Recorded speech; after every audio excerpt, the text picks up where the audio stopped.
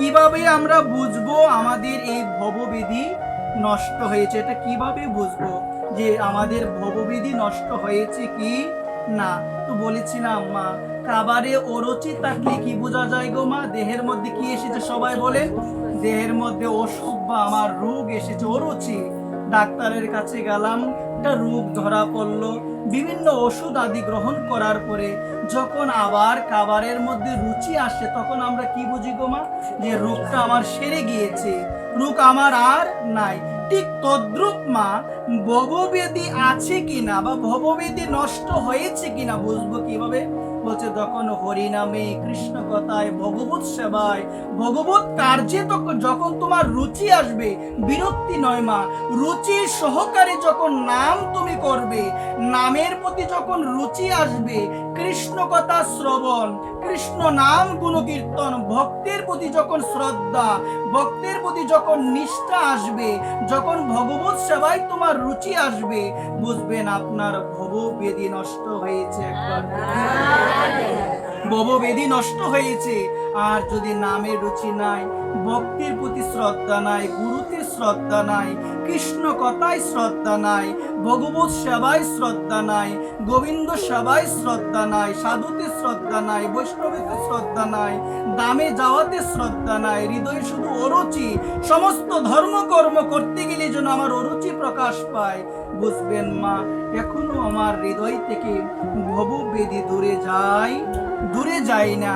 আর দূরে গিয়েছে বুঝবেন কিভাবে? ধর্ম করতে ভালো লাগে, রুচি আসে, শুধু নাম করতে মন চায়, কৃষ্ণ কথা শুনতে শুধু মন চায়, গোবিন্দ নাম করতে শুধু মন চায়, কৃষ্ণকে ভালোবাসতে মন চায়, কৃষ্ণের কথা শ্রবণ করতে মন চায়, বুঝবেন মা, বুঝবেন যে আপনার ভববেদী আস্তে আস্তে ভগবানের কৃপায়, গুরু কৃপায় দূরে যাচ্ছে।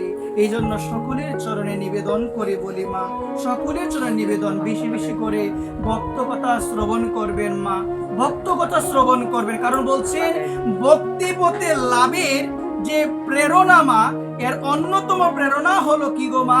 এই ভক্ত কথা শ্রবণ। শাস্ত্রবাণী শ্রবণ করলে কাজ হবে কিন্তু দেরি হবে, কিন্তু ভক্ত কথা শ্রবণ করলে ভক্তের জীবনী শক্তি, এমন জীবনী শক্তি, এই ভক্ত কথা শ্রবণ করলে অতি শীঘ্রই আমাদের হৃদয়ে ভক্তি আসবে।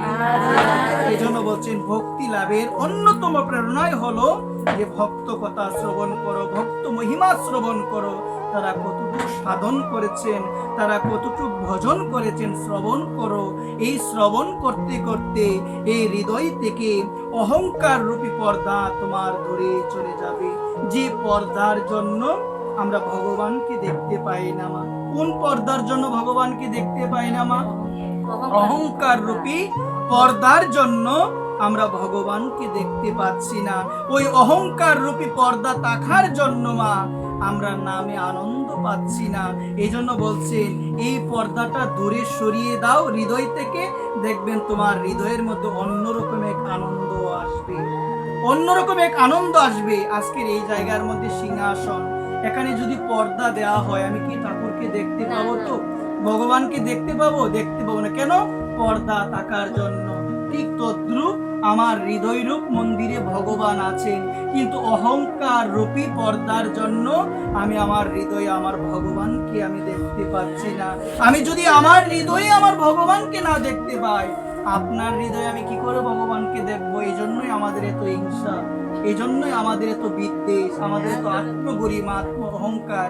এই জন্য বলছেন অহংকার রূপী পর্দাকে দূরে সরানো যাবে ভক্ত সঙ্গ করতে করতে, হরিনাম করতে করতে, ভক্তের চরণ দুলি শিরে ধারণ করতে। মা এখনো সময় আছে, এখনো আমাদের সময় আছে, আমরা যেন এই অহংকার রূপী পর্দাকে যেন আমরা দূরে